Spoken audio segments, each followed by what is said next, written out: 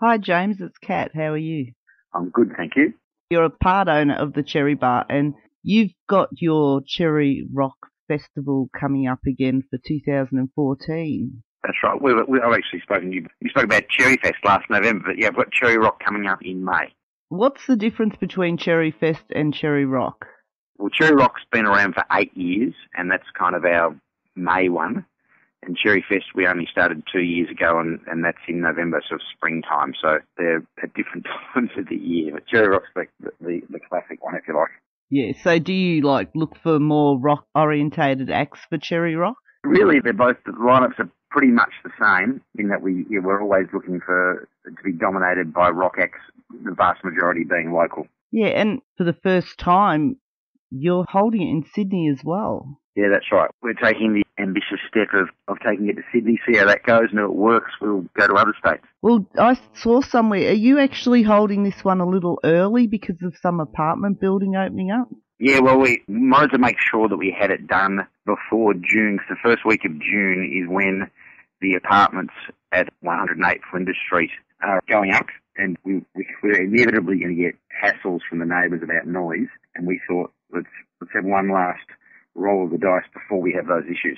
Have you actually spoken to the council at all how it's going to affect Cherry Fest and Cherry Rock in the future? We have, and so far the council's been pretty cool. Their attitude is, which is certainly my attitude, Kat, is, well, they can just suck it up. I mean, it's only, once or twice a year, and we try to be as non-interruptive as possible, doing it on a Sunday afternoon between 12 and 9:30. But the thing is, the building that's going up is going to change things in ACDC Lane. There's going to be a restaurant down the bottom of the lane, and there's al fresco dining. It's really going to make it very hard for us to get our big staging in. So I really think that it's never going to be the same again, and possibly be the last one we can host in ACDC Lane as we had done for the past 8 years. Right, so you'll probably still hold it, but it could be a little more restricted on space.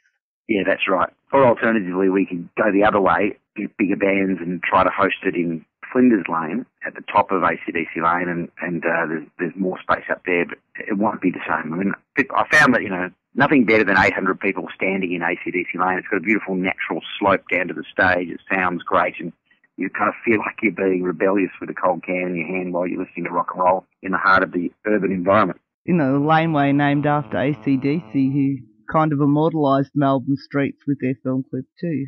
Yeah, that's exactly right. Long way to the top in Swanston Street. Yeah. Well, you said that Cherry Rock's been going for 8 years.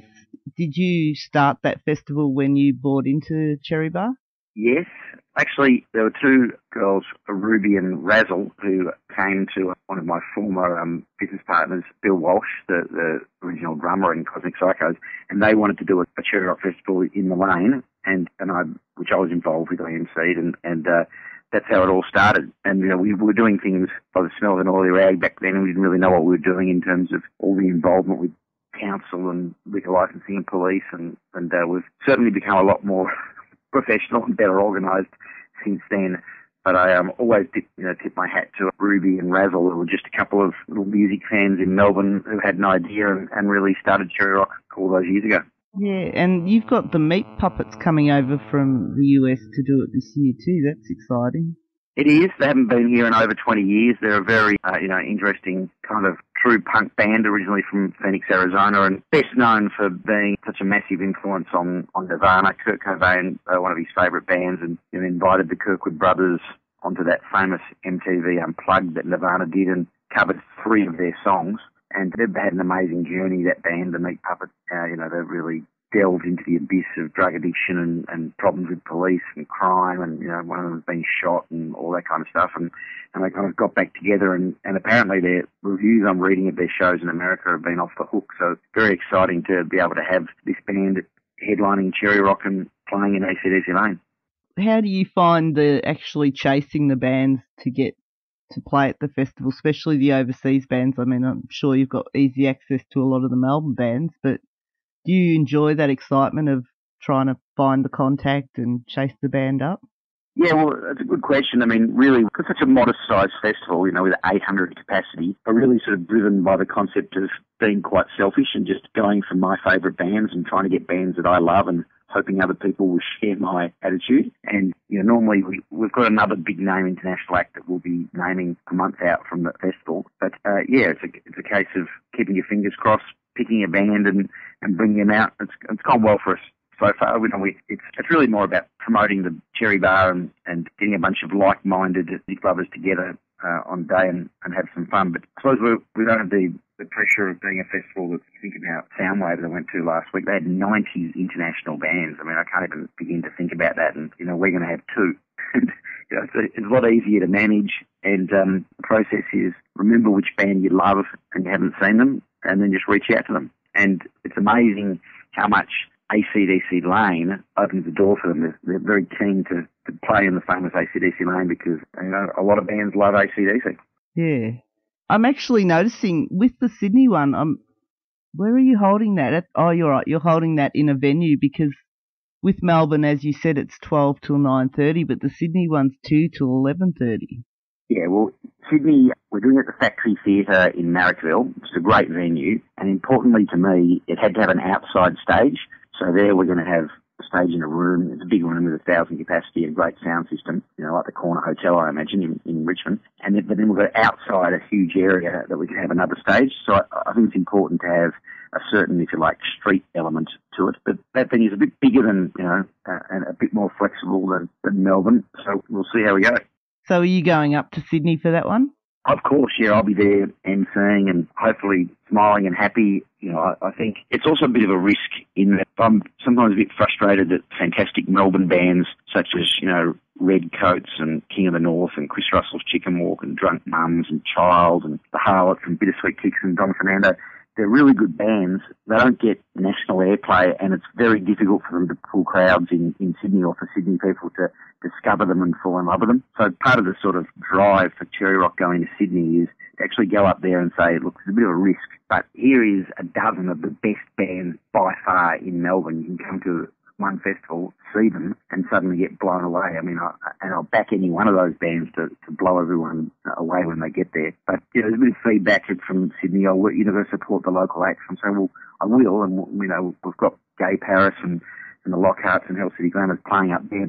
But really, it's not really the purpose of my festival. The purpose of my festival is to put on the very best of Melbourne bands, show them to people in Melbourne, and celebrate them and introduce them to people in Sydney.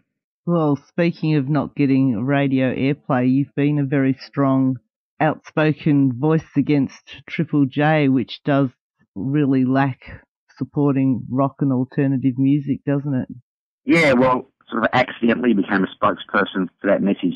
It's lucky when you get old, Kat, and you don't care what other people think, so you can just speak your mind. And I was disappointed in Triple J, which I think is a very important radio station and it's done great things in the past. But they're at the end of the day, they're a taxpayer-funded radio station with an agenda to support local music. And I don't think 40% local music and playing Kanye West and Lana Del Rey is an example of supporting local music. And also, I think they're overlooking, for me, the defining sound of Australian music, which is Aussie pub rock. They just tend to be ignoring it and dismissive of it now, and so many bands are being ignored. I'm happy for skip hop to be played. It has a role, and I'm happy for you to play country music and blues, whatever.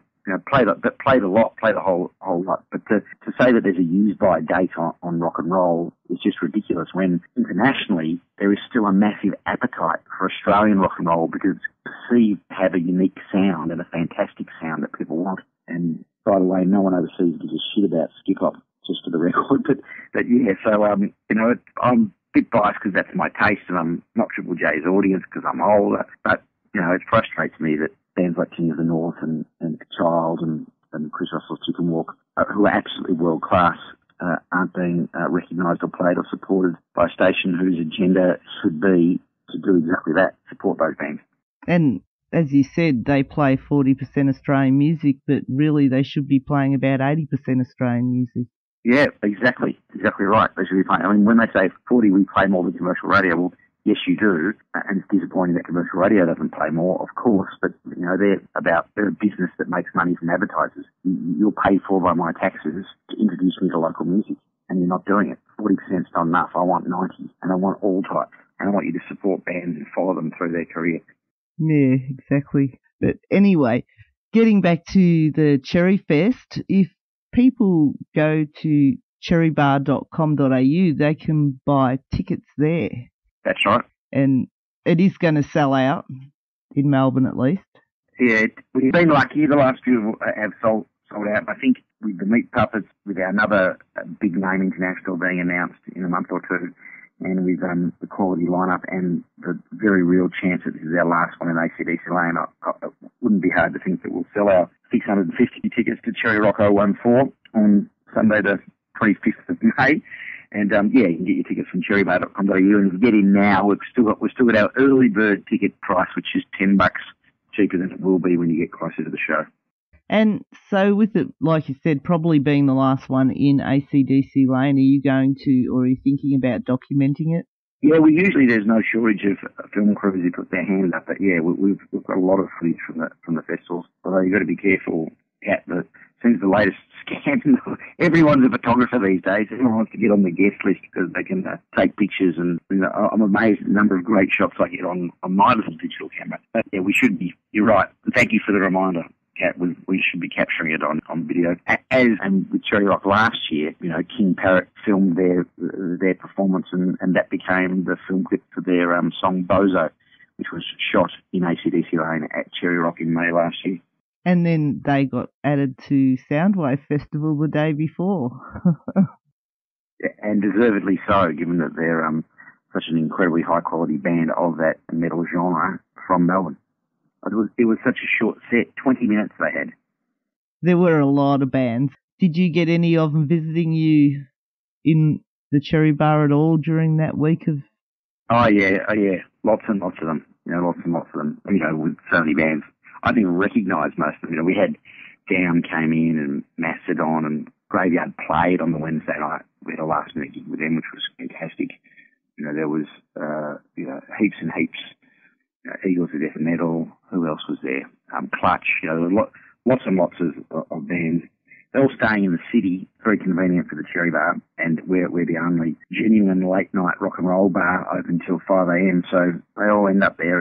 It's insane. You almost can't get in as a regular punter. There's so many rock stars around. Yeah, but so how come you're holding out on the second American band on announcing it? Is it not quite locked in, or is that just because you want to have something else to talk about a month before the event? That's a good question, Kat. Why do people do the second wave announcement? Why don't they just announce everything the first time and then we all know what we're going to get? But there's this marketing trend to hold off one big name, so you've got something to get people excited again just a month out from the actual event. So that's what's happening. So we'll have to catch up again in a month. Yeah, let's do that, Kat. And find out who it is. And people can also find you Cherry ACDC Lane on Facebook. That's right, facebook.com/cherryacdc Lane. And yeah, it's like we're a little bar with a 200 capacity, but our Facebook apparently reaches 600,000 people a week. So I don't think they're all coming to Cherry Bar, but they seem to like what we're talking about in Melbourne and let's face it, probably all around the world. Yeah, well, and if people do go there and not only like the page to keep up with it, but you do have all your events that you've got coming up in the event section on your Facebook? Mostly we do, and we've also got cherrybar.com.au, and we've also got a Cherry phone app, both for the smartphone and Android, which has basically the gig guide and has all the things. And there's always lots of great things coming up. Cherry Rock's a big ticket item and try to keep it affordable, but week in, week out, there's fantastic stuff to be seen at the bar. And you don't have all your gigs there because Cherry Bar is famous for having secret gigs too. It is, and there's a big one of those coming up Saturday in the week that Queens of Stone Age are here, coming up Saturday. But it's difficult because I book live music every night of the week, and in Soundwave I had an opportunity for Richie Sambora to come and play at the bar, but I had an existing booking and just had to say, look, sorry, I refuse to drop the existing band. It's not fair, and it's what I promoted and advertised, so I had to go to the SP. Yeah, that must hurt though. Yes, well, and they'll probably find room for the Rolling Stones or AC/DC. Let's note ahead, that's true. But well, yeah, the band you've already booked would probably be happy to be a support band a lot of the time. Yeah, well, that's right. Yeah, exactly.